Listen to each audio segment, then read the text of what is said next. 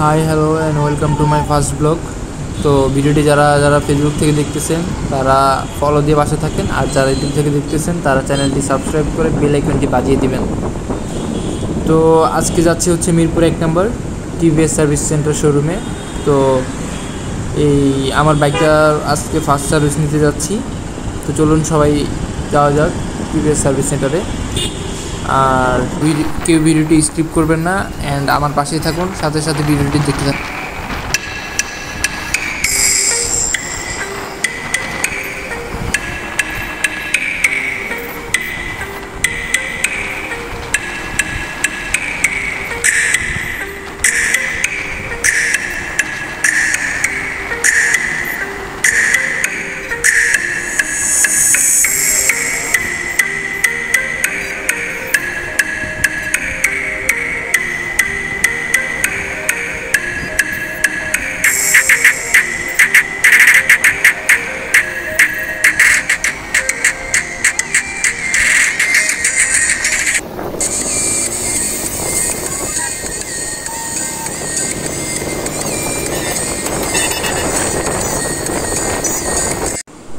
এই যে এটা হচ্ছে টিভিএসের সার্ভিস সেন্টার।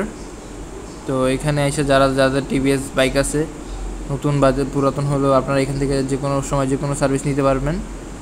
আর এটা এখন হচ্ছে এই মিরপুর 1 নম্বর 16 তলা বিল্ডিংয়ের অপোজিট সাইডে। এই যে এটা হচ্ছে সেই 16 তলা বিল্ডিং, এটার অপোজিট সাইড বরাবর হচ্ছে এই টিভিএসের সার্ভিস সেন্টার। তো আমি আজকে সার্ভিস সেন্টারে আসছি, দেখি ওনারা আমাদেরকে কী সার্ভিস দেয়। তো ফার্স্টে এই ভাইটি খুব ইজিলি আমার গাড়িটা উপরে তুলে নিয়ে আসলো, দেখতেছেন। উপরে নিয়ে আসা ডাবল স্ট্যান্ড দিল বাইকটা, অ্যান্ড ডাবল স্ট্যান্ড দেওয়ার পরে উনি সিট কভারটা খুললো, আর হচ্ছে চেঞ্জ পকেটের কভারটা খুললো। তো তারপর গাড়িটা টাচ করে উনি ওয়াশে নিয়ে নিল। ওয়াশে নেওয়ার পর ডাবল স্ট্যান্ড দিল, অ্যান্ড উনি খুব স্পিড দেখেন কীভাবে পানি মারতেছে, অ্যান্ড পানি এত স্পিড দেখে মনে হইতেছিলো যে আমার কলিজের মধ্যে পানি মারতেছে।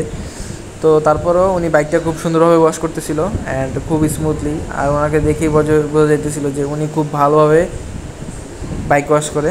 তো ওইভাবে অনেকক্ষণ পানি মারতে মারতে মারতে বাইকের অবস্থা তো এইভাবেই চকচক হয়ে গেছে, আর হচ্ছে নতুন গাড়ি। তো এইভাবে অনেকক্ষণ করলো। তো এখন হচ্ছে শ্যাম্পু আর হুইল পাউডার দিয়ে উনি ঘষা মাজা করতে লাগলো, ঘষা মাজা করতে করতে করতে করতে তো পুরাটা গাড়ি একবারে ফুল ওয়াশ করে ফেললো ঘষতে। অ্যান্ড তারপরে শেষমেশ আবার উনি পানি দিয়ে স্প্রে করতে থাকলো, অ্যান্ড খুব স্মুথলি অ্যান্ড খুব যত্ন সহকারে উনি বাইকটা ওয়াশ করলো। তো আস্তে নামালো দেখলাম। তো তারপরে বাইকটা উনি উপরে উঠায় নিল সার্ভিস করার জন্য। তো ওইখানে হচ্ছে ওয়াশ, আর এখন উনি পারতেছিল না একা বাইকটা উঠাতে, তাই দুজন লাগলো। তো এখানে ডাবল স্ট্যান্ড দিলে উনি হাওয়ার পাম্পটা নিল। তো এখান থেকে উনি আর কি হাওয়া স্প্রে করতে থাকলো, পাম্প দিতে থাকলো, অ্যান্ড যেসব পানিগুলো আর কি বাটনের যেখানে যেখানে জমা হয়ে আছে সেখান থেকে শুকিয়ে যাওয়ার জন্য, তাইলে ওনাদের সার্ভিস করতে অনেক সুবিধা হবে।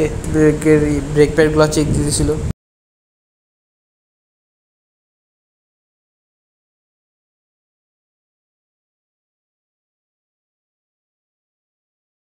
পরে এই ভাইয়া আসলো, ভাইয়া বাইকটা উপরে তুলবে সার্ভিস করার জন্য।